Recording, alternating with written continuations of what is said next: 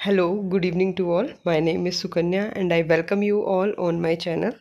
तो गाइज आज हम B.Ed second year paper 2 assessment for learning unit 3 का एक टॉपिक है ऑनलाइन एग्जामिनेशन। तो ये क्वेश्चन 2024 में भी आया था और ये 8 मार्क्स का क्वेश्चन आया था। तो 4 मार्क्स और 8 मार्क्स में ये क्वेश्चन आ जाता है। तो हम देख लेते हैं कि क्वेश्चन आता कैसे है।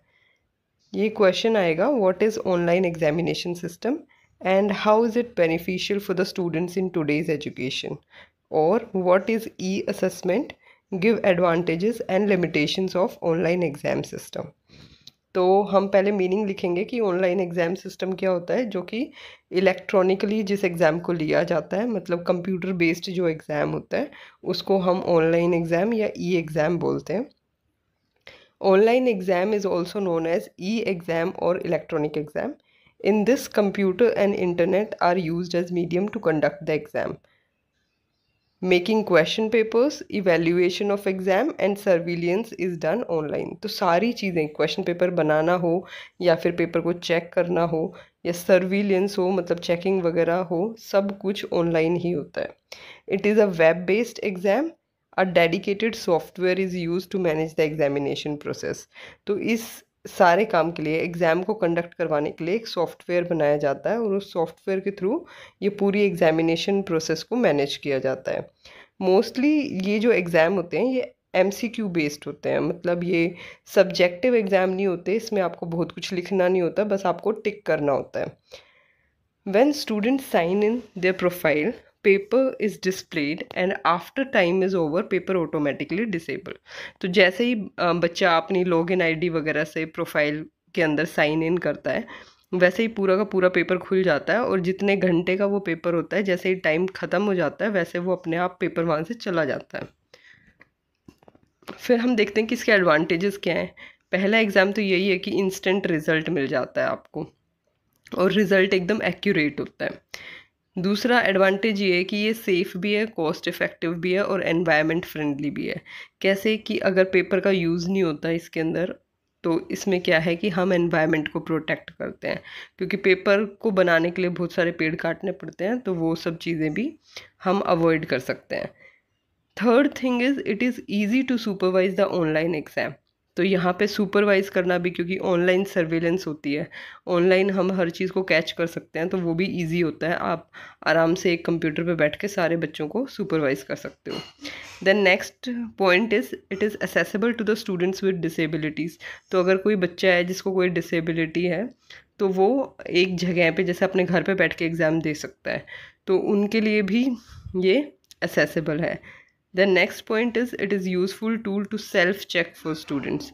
तो बच्चा अपने लिए खुद ही एक मतलब अपनी परफॉर्मेंस को चेक कर सकता है।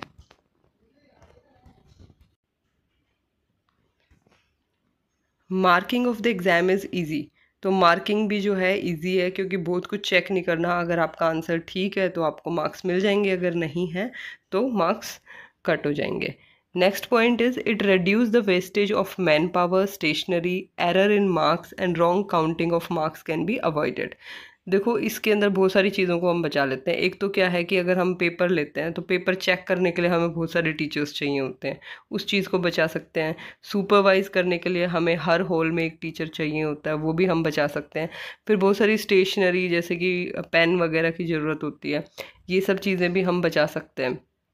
फिर कभी कभी क्या होता है कि मार्किंग स्कीम के अंदर टीचर्स काउंट करने में गलती कर देते हैं, तो वो चीज़ भी यहाँ पे अवॉइड हो जाती है। तो ये सब हमने एडवांटेजेस देखे। अब हम डिसएडवांटेज देखते हैं। मोस्टली जो ऑनलाइन एग्ज़ाम होते हैं वो MCQ बेस्ड होते हैं। तो इसके अंदर ये एयरपोर्ट लिख दिया, it is based on, so MCQ based होता है, तो इसमें क्रिएटिविटी जो है वो लैक हो जाती है। एक सेकेंड मैं इसे ठीक कर देती हूँ। तो इट लैक क्रिएटिविटी, इसमें क्रिएटिविटी एकदम ख़त्म हो जाती है। Second point is cheating easy हो जाती है, क्योंकि पॉसिबिलिटी है कि बच्चा जो है दूसरा फ़ोन या लैपटॉप साइड में खोल के बैठ जाए और वहाँ से आंसर देख रहा हो। Third thing is server hack भी हो सकता है, ये भी एक इशू है कि सर्वर जो है वो हैक हो जाए। फिर उसके बाद हम देखते हैं टेक्निकल प्रॉब्लम भी आ सकती है। हो सकता है जहाँ पे बच्चे एग्ज़ाम दे रहे हो वहाँ पे इंटरनेट की स्पीड बहुत स्लो हो, तो क्वेश्चंस आपको धीरे धीरे दिखाई दे रहे हो, तो वो भी एक प्रॉब्लम हो सकती है। दूसरा ये है कि हो सकता है पावर कट हो जाए, पावर सप्लाई अगर कट हो जाती है तो भी वो मतलब डिस्टर्बेंस क्रिएट करता है। ठीक है।